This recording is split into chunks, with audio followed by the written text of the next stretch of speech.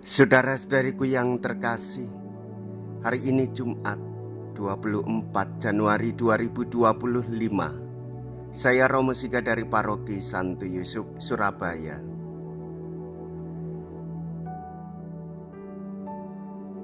Dalam nama Bapa dan Putra dan Roh Kudus, amin. Yesus datang membawa sesuatu yang baru sama sekali. Ia mencamkan hukumnya dalam batin orang dan memberinya hati yang baru. Para murid menyadari hal itu. Sesudah kebangkitan Yesus, mereka menjadi orang lain. Mereka memberi kesaksian tentang Yesus. Iya, hidup kami telah melihat Dia. Gereja bertumpu pada kesaksian para rasul. Yesus memanggil orang-orang yang dikehendakinya untuk menyertai Dia. Mea culpa, mea culpa, mea maxima culpa.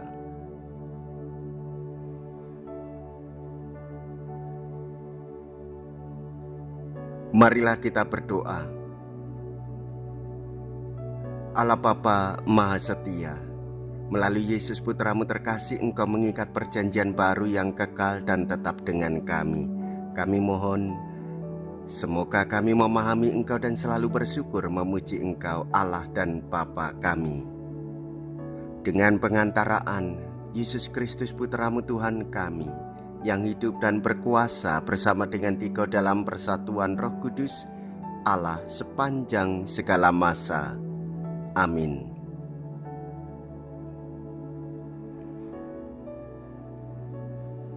Tuhan bersamamu dan bersama rohmu. Inilah Injil suci menurut Markus. Dimuliakanlah Tuhan.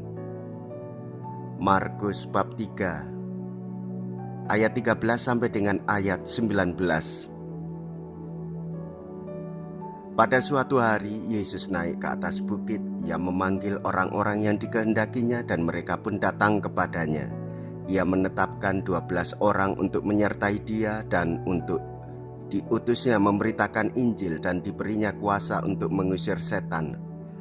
Ke-12 orang yang ditetapkannya itu ialah Simon yang diberinya nama Petrus, Yakobus anak Zebedius, dan Yohanes saudara Yakobus, yang keduanya diberi nama Boanerges, yang berarti anak-anak guru. Selanjutnya Andreas, Filipus, Bartolomeus, Matius, Thomas, Yakobus anak Alfeus, Tadius, Simon orang Selot, dan Yudas Iskariot yang mengkhianati Dia. Demikianlah sabda Tuhan. Terpujilah Kristus. Saudara-saudariku yang terkasih, Tuhan kita Yesus Kristus memilih para murid-Nya. Panggilan para murid menjadi anugerah juga bagi gereja. Karena iman gereja Katolik didasarkan pada iman kepada para murid-Nya yang diutusnya dan menjadi para rasul. Iman gereja bersumber dari iman para rasul. Iman kita juga bersumber dari warisan para rasul. Yesus hidup, Yesus bangkit, Yesus menyelamatkan. Itulah iman kita yang menguatkan kita, supaya kita mengikuti teladan para rasul. Berdoa, berkumpul, satu sama lain saling menguatkan. Panggilan para rasul itu memiliki kekhasan dan keunikan sebagaimana Tuhan Yesus memanggil mereka satu persatu.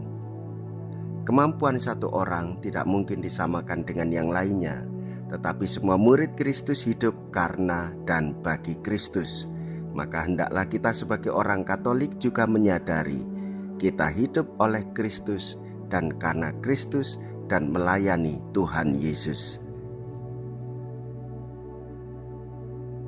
Jikalau kita berani hidup menderita dalam Yesus, maka kita pun dipermuliakan di dalam Kristus. Terpujilah nama Yesus, Bunda Maria dan Santo Yosef untuk selama-lamanya. Marilah kita berdoa. Allah Bapa sumber kedamaian, kami bersyukur telah menerima sabda kedamaian melalui para rasul-Mu. Semoga kami bersedia mewartakan dalam segala tingkah laku kami, dengan pengantaraan Kristus Tuhan kami. Amin. Tuhan beserta kita, sekarang dan selama-lamanya. Semoga Allah yang Maha Kuasa memberkati saudara sekalian, Bapa dan Putra dan Roh Kudus. Amin. Saudara-saudariku yang terkasih, pergilah, ibadah sabda sudah selesai. Syukur kepada Allah.